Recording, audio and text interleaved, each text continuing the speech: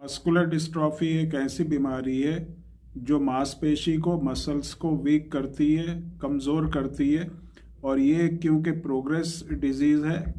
तो इसमें क्या होता है कि मांसपेशी टाइम के साथ साथ बहुत ज़्यादा कमज़ोर हो जाती हैं।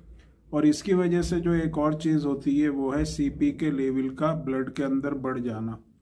सीपी के क्रिएटाइन फॉस्फोकाइनेस जो है एक एंजाइम होता है और ये जो है ब्लड में जो इसकी नॉर्मल रेंज होती है वो 170, 170 या 180 के नीचे रहनी चाहिए। उससे ऊपर अगर इसका लेवल 200 से ऊपर अगर लेवल जाता है तो इसका मतलब आपके मसल्स में किसी तरह की इंजरी या किसी तरह का डैमेज है जिससे आपका जो सीपी के लेवल है वो बढ़ रहा है।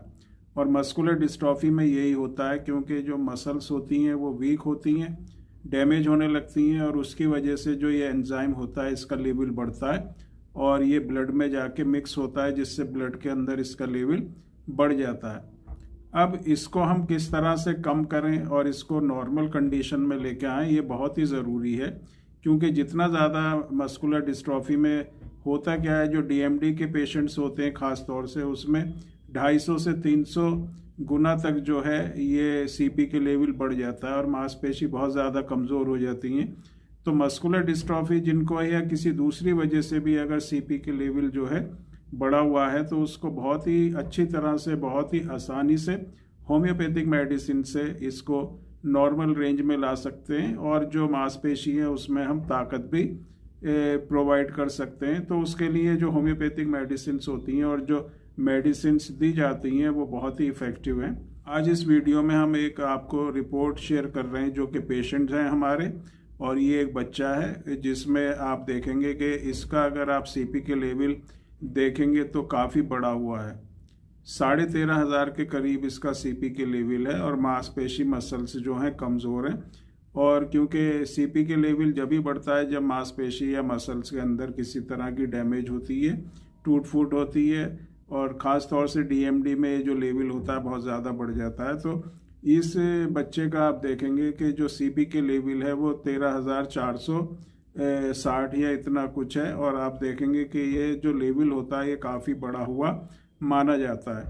मसल्स जो हैं वीक हो जाती हैं, लेकिन इसी का अगर आप कुछ टाइम के बाद ट्रीटमेंट लेने के बाद अगर आप सीपी के देखेंगे तो इसमें सीपी के जो है अब 115 तक आ चुका है जो नॉर्मल रेंज में है। और सीपी के लेवल का नॉर्मल रेंज में आने का मतलब होता है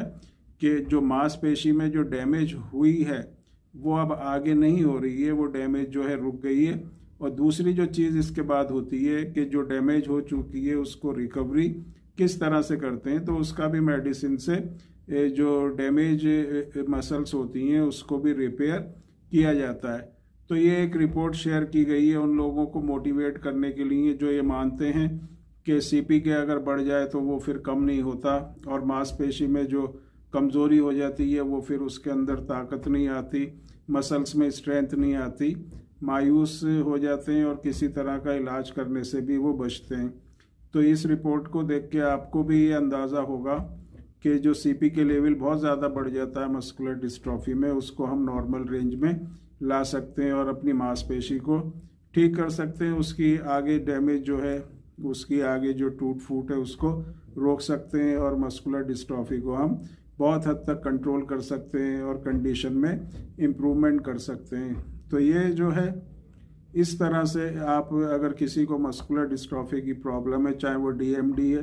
बीएमडी है, एलजीएमडी है या कोई दूसरी तरह की मस्कुलर डिस्ट्रॉफी है, तो एक बार आप जो अपनी डिटेल्स हैं वो हमारे व्हाट्सएप नंबर जो कि डिस्क्रिप्शन बॉक्स में भी दिया गया है उस पर आप शेयर कर सकते हैं। कोशिश करेंगे कि आपका जो सीपी के लेवल है वो भी नॉर्मल रेंज में आए और आपकी जो मसल्स में वीकनेस है उसमें भी स्ट्रेंथ आपको मिले और जो आपको उठने में, बैठने में, चलने में बहुत ज़्यादा परेशानी हो रही है उस कंडीशन को हम इम्प्रूव कर सकें।